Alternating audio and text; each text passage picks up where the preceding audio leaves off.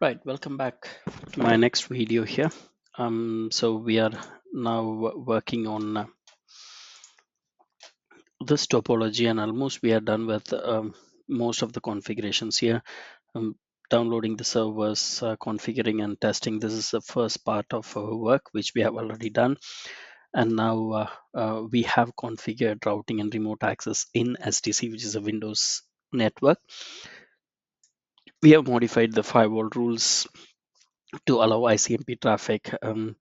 See, there are two things here I would like to tell you. One, you disable the firewall and allow ICMP packets, but that's not the best way to do that. You might have done it in the first part of the work, whereas here you have to allow ICMP packets to go through the firewall, which means your firewall should be on, and then you should allow ICMP packets to go on. You can do it in multiple ways. So that we have done. Creating a forest with your name.acca, yes, we have done it. And in one of our previous videos very recently we were talking about the DNS. I will start with the DNS because DNS is very important for the task which we are going to do now. We have created user accounts manually, and you are asked to create it using PowerShell scripts. um, if you want to do it manually, yes, you can do it, but it's not advisable to do it. We haven't done the DHCP services yet. We will do it later, or during the next video. We have joined the client, and the mounting this disk is pretty much straightforward. I think you can do it on your own. So with that saying, that we have almost done the Windows network with two things, with the DHCP, which is pending, which we'll be doing later. And in our Cardiff server, which is a Linux network, we have done equivalent to remote and routing access services. I have spoke about this for, I was talking about this for a long time in most of my videos. What is routing and remote access services? And because it is a Windows based service, we can't use that same service in Linux as well. So we need to use equivalent services, which actually what is done by routing and remote access is what we had to do. It is possible in Linux not to use RRAS, but use something different, but to do the same task. So we did IP forwarding, which means it will treat the server, the Linux server, as a router. And then we have modified the firewalls, we have natted it, we have masqueraded it. So all these things has been done. Child domain, yeah, it's up to you if you want to create a child domain for your Linux network. Absolutely fine, you can do that. But if you think it is too much for you and you want to keep it very simple, the other way is to add Debian server as a member of Nitish.acca, which is what we are going to do now. Site-to-site VPN, yes, we have done point-to-point tunneling with site-to-site VPN between Windows Server and Debian server. However, I have also given you a video on WireGuard, how to do it with using WireGuard. WireGuard is another site-to-site VPN utility which you can use it both in Windows and Linux.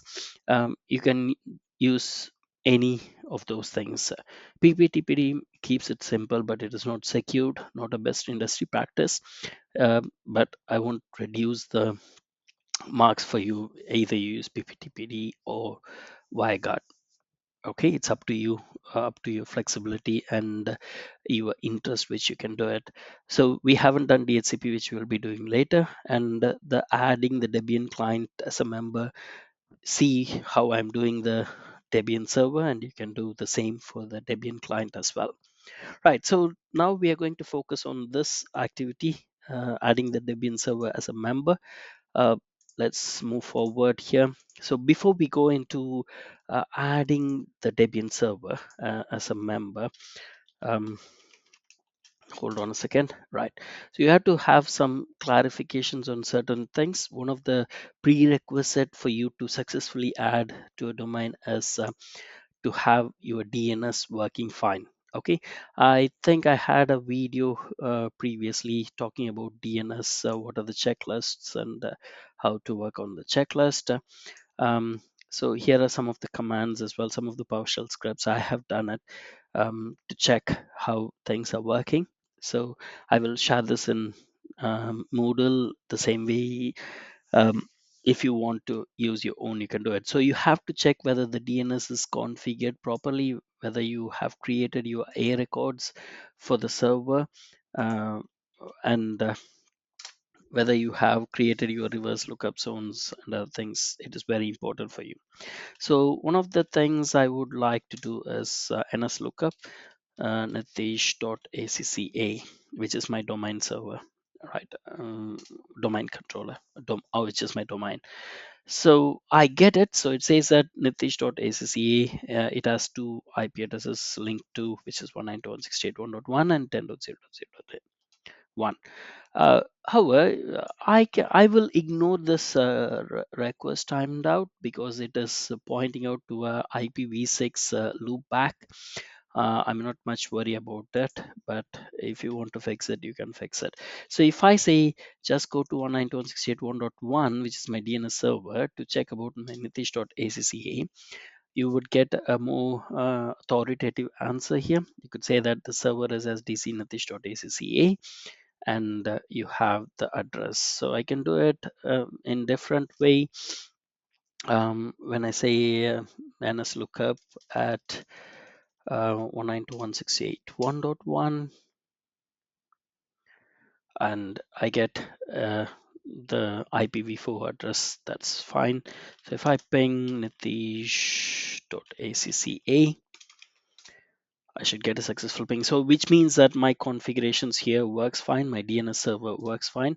So this is an important bit which you have to understand before you start configuring, adding your uh, server to a domain member. So here we have our Debian mission. So we will do the same thing here as well. So um, my IP address is here. So instead of me going here, I will let me do a SSH here. Clear, right. So I go in here and say ping. That's the first thing. I want to check my connectivity. 192.168.1.1, which is my server. I can ping successfully. So that's the basic thing. You want to add this guy. So let's say that oops, sorry, um, wrong window. So you want to add this guy here. You want to add this guy as a member of this domain, which means you have to have a connectivity between this domain. If you don't have a connectivity, don't expect this to be joined as a member. So that's the first thing I do. It works. And then ns lookup nitish.acca. So right. So I'm not getting it because my DNS server here, which is 192.168, is pointing out to 192.168.127.2. So what is that 127.2 which is not in my network? So if you can see my Debian, my Debian is connected to a NAT network, and that NAT network here is 192.168.127.129, which is the ENS35. So because it is connected out for the internet to the internet, it picks that guy here as my DNS server. So it reaches that. So which means if I ping google.com, I can ping it. If I want to say sudo apt update and I give my password, and I can get it updated. So it's pointing out to the internet, not inside my server, right?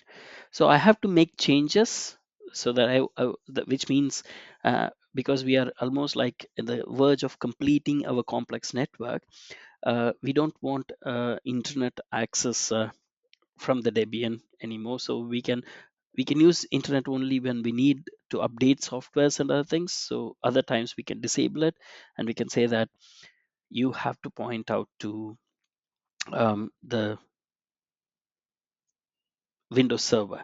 So I will check my root here. My IP root, I have 192. This is very important. You should have your Windows network.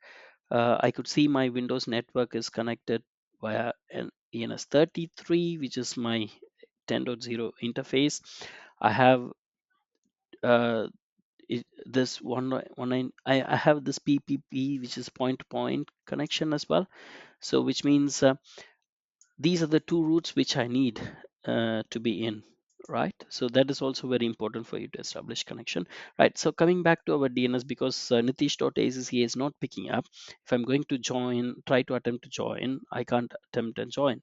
So some of the things I can do here is all right. Yeah, I think we have tried this and it says that it is going for 127. So let's go and right. I don't have the commands. So let's go and sudo nano etc, and then it's just resolve.config. So here you could see that I have my local domain.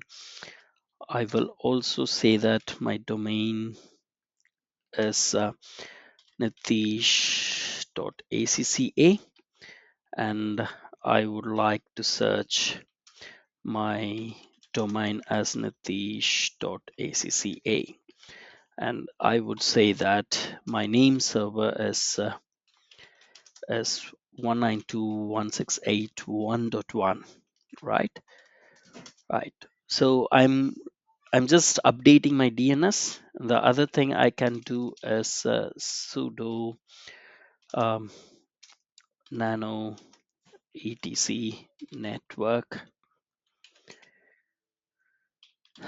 interfaces, and here in my interfaces I can give my DNS name servers as 192.168.1.1,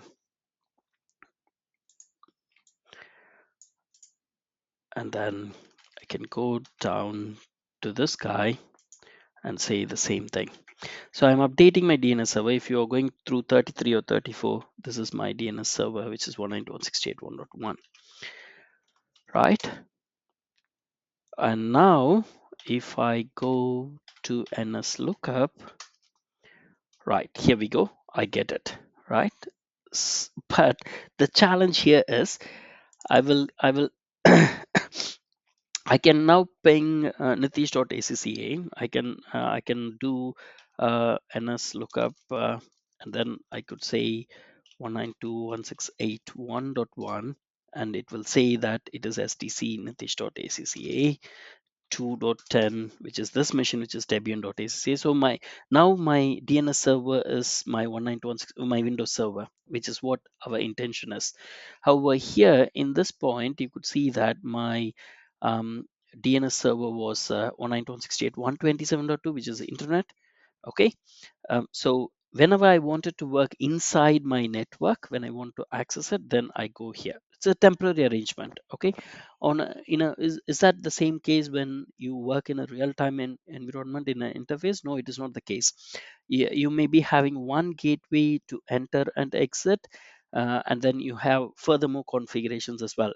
Just wanted to keep it simple for you. So if you are working inside the network, use this configuration, and if you want to go outside, you have to change it. So let's say if I ping google.com now, I won't ping it because my DNS server, it is now going to search my 192.168.1.1 server.